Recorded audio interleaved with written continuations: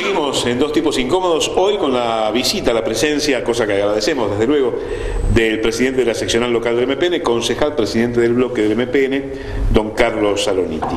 Guillermo, habíamos ido a la pausa planteándonos un tema de los medios de comunicación, un reproche que hacía en buena ley, desde luego, Carlos Saloniti respecto de algún manejo de los medios o algún desmanejo, depende de cómo uno lo interprete.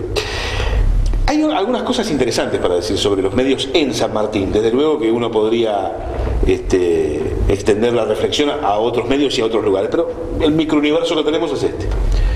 Ha habido una explosión de medios, particularmente de medios digitales y de radios, también de medios gráficos en papel, digamos, en soporte de papel, cosa que antes era infrecuente, digamos, había prácticamente uno solo, que era La Bandurria, que yo me acuerdo, digamos, cuando yo vine aquí.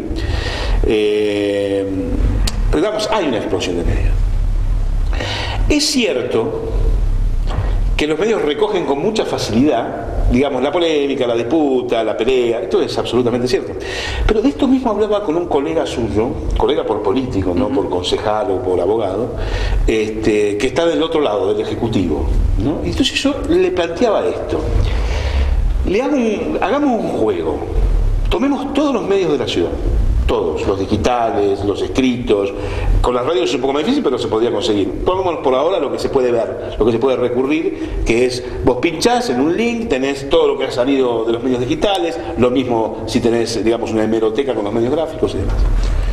Si vos haces ese ejercicio, yo te aseguro, les apuesto aquí, en este momento, adelante de la cámara, que van a encontrarse con que hay mucho más centimetraje, entre comillas, ¿no? De medios digitales no podemos hablar de centimetraje, pero digamos, hay mucho más espacio, ¿sí?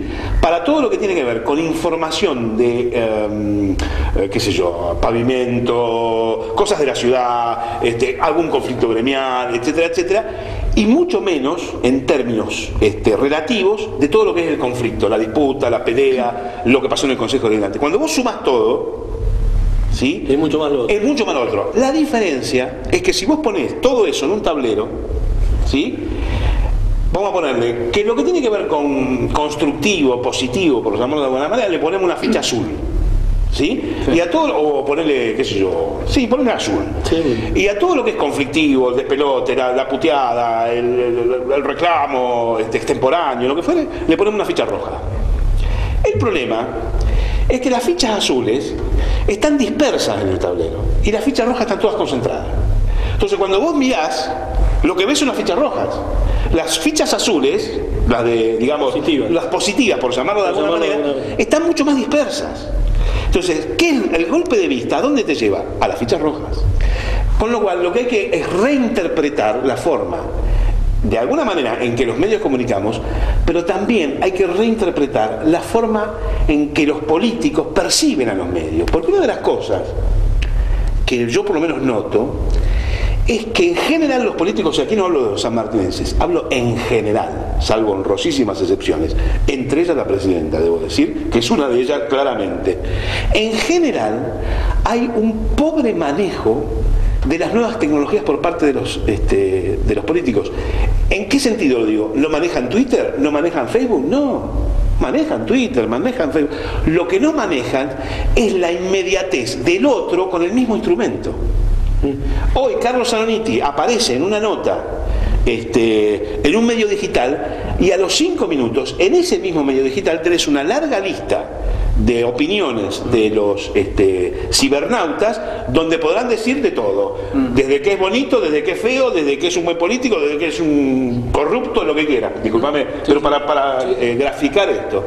Entonces, ese grado de inmediatez el político no lo puede manejar, porque antes, hace mucho, esto era más manejable. Esto era manejable desde entre comillas, el púlpito. El político se paraba, hablaba, discutía, pero esto no se puede hacer más.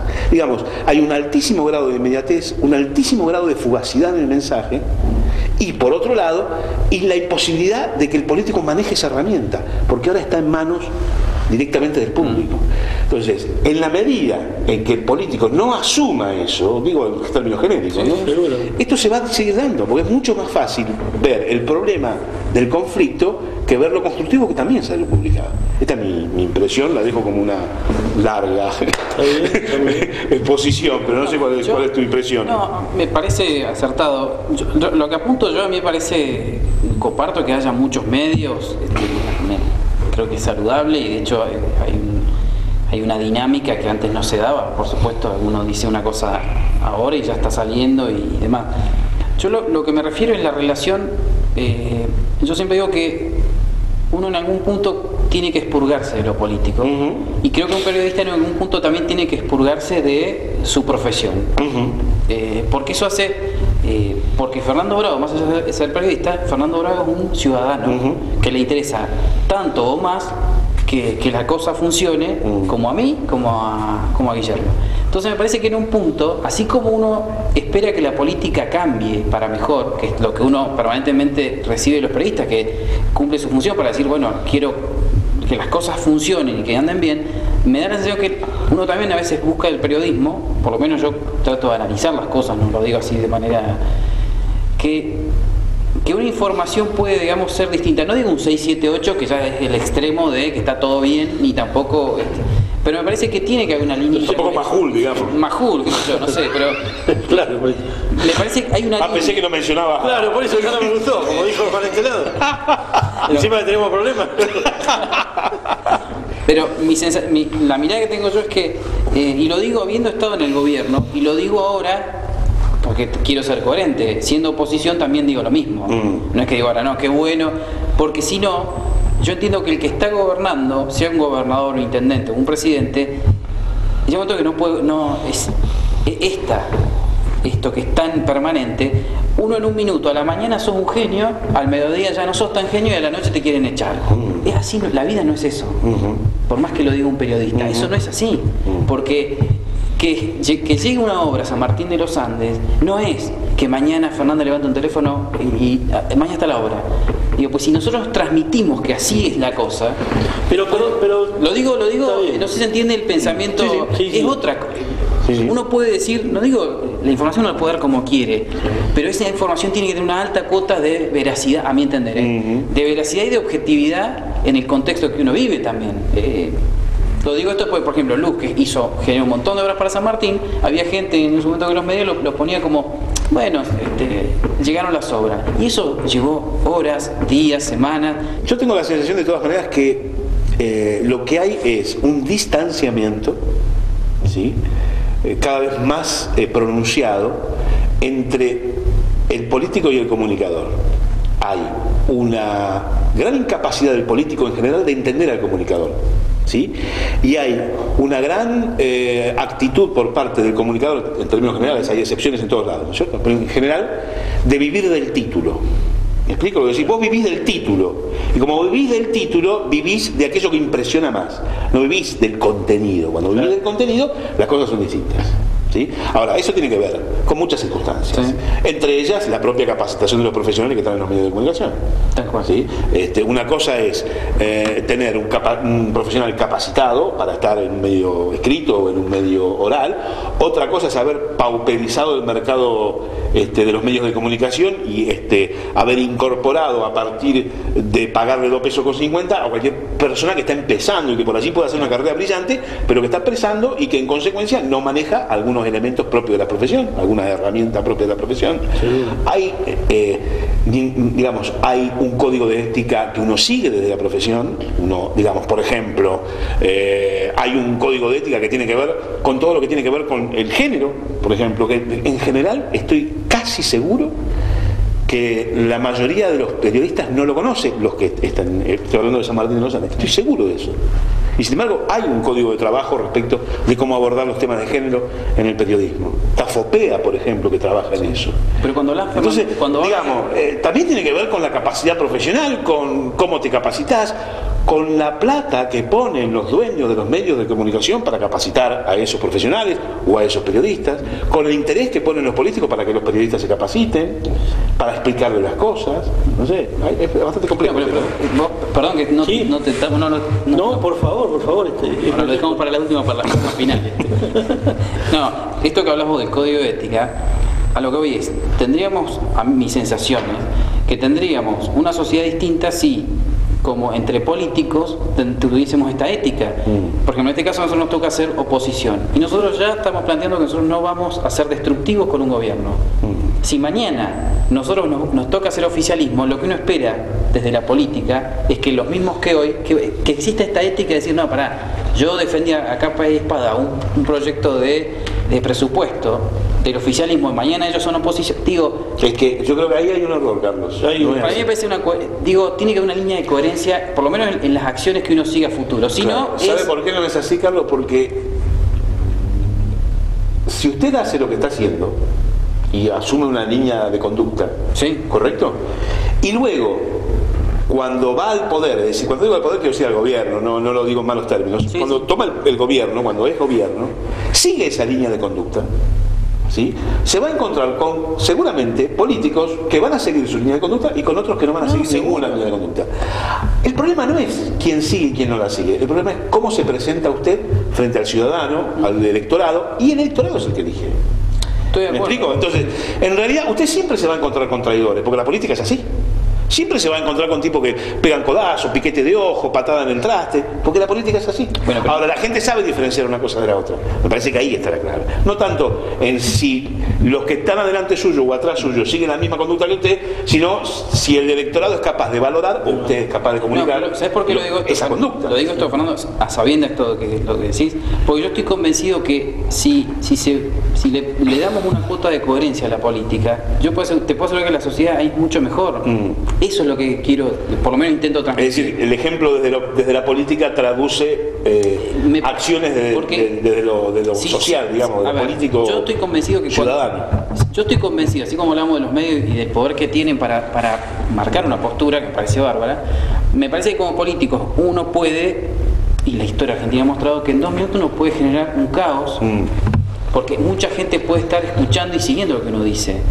Entonces me parece que la responsabilidad que tiene una persona pública o política es mucho más alta y tiene que ser mucho más responsable cuando opina. Pues si yo digo hoy, abiertamente, así porque soy concejal, a mí me parece que este gobierno cae en agosto, como digo, es un disparate.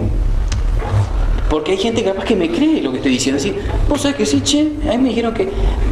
Me parece que ahí tiene que haber a mi entender, y no lo digo hasta de manera inocente, me parece que tiene que haber una línea, porque si no yo después digo eso y después digo yo quiero una sociedad más justa, más...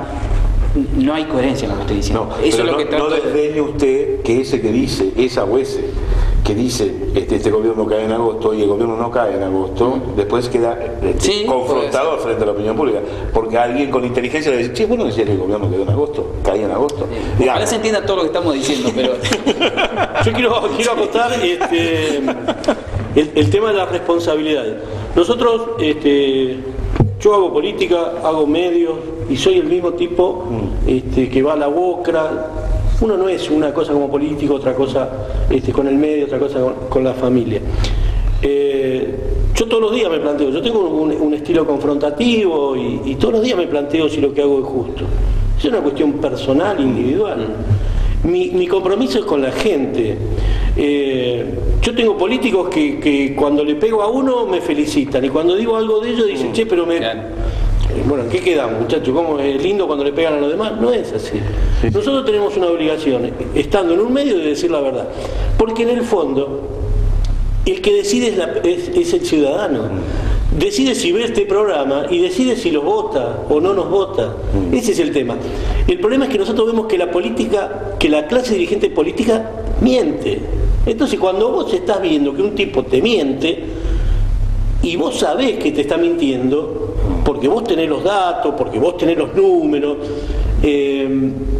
y vos sabés que ese político después en el ámbito privado te descalifica, entonces vos decís, yo tengo dos obligaciones, la corporación política, porque yo hago política y me gusta la política, o mi compromiso con la gente. Yo creo que el compromiso, tanto del periodista, como del político, como del ciudadano, lo que sea, es con el común de la gente que no tiene por qué acceder a toda la información que tenemos nosotros. Entonces, Lo tuyo está muy bien si fuera parte de una congregación religiosa, pero esta es política, y la política es la disputa del poder. Y si vos tenés un gobierno que en 7 meses no ha hecho nada, o vos sabés que hay problemas, por ejemplo, el otro día vino acá Emilia Otarán, un poco más, dijo que era rubio, de ojos claros y era un buen muchacho, y yo digo, pero esta no era la Emilia que decía que el Movimiento Popular Neuquino era un partido corrupto. A Luz ahora todo el mundo la venera, la adora, y qué sé yo, pero cuando podían la mataban. Entonces, digo, ¿cuál es la visión mía como ciudadano? Digo, ni estos, coincido con vos en no ir a los extremos, pero las cosas hay que marcarlas, porque cuando se produce una debacle, los que sufren es la gente, no nosotros, porque nosotros estamos en otro juego, si vos lo querés llamar. Pero, por ejemplo, una desavenencia o en el presupuesto, por ejemplo, dinero que deja de venir o deja de ir, eso significa que hay gente que no come o que va a comer mal. Significa discutir los temas profundamente. La otra vez tuvimos acá el secretario de Desarrollo. De 10 millones de pesos que se gastan 7, 8 entre sueldos y... Desarrollo social. Desarrollo social, perdón. Entonces, un gobierno que después lo quiero hablar al final, que acaba de anunciar que va a invertir 35 millones de pesos en asfalto, en una multitrocha como si fuera Las Vegas, y no pueden cubrir 4 baches. Digo, ¿cuál es el rol? Porque a vos la gente te votó como opositor a este gobierno.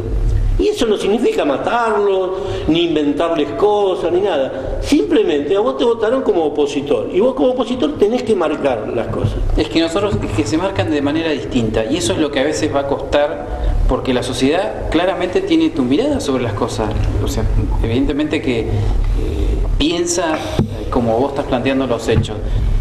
Lo que yo te puedo asegurar es que yo estoy convencido de que la única forma de que las cosas funcionen no es desde este lugar. ¿Pero por qué lo digo? Y no lo digo, pues, gracias a Dios, creo en Dios y no hago pero sí me parece que uno puede marcar las diferencias. Yo tengo muchísima diferencia con Juan Carlos Fernández, con el gobierno de Fernández, pero me parece que es distinto cómo uno puede plantear las cosas. Una cosa es decir, en una reunión, en un presupuesto, decir, esto no me sirve, a que yo primero salga a los medios y diga, Fernando, no, barbaridad lo que hicieron. Digo, el mismo tema lo puedo hablar de manera distinta. Seguramente para la gente va a ser mucho más importante que yo salga diciendo es un disparate el presupuesto 2012. ¿Se entiende? O sea, los dos son posturas. Lo que tiene que quedar claro para la sociedad de San Martín, o por lo menos los que creen en el Movimiento Popular Neuquino, es que nosotros somos sumamente prolijos en marcar estas cosas. Te lo puede decir la misma gente del gobierno. Es más, somos mucho más prolijos que quizá otra gente que puede hacer mucho ruido.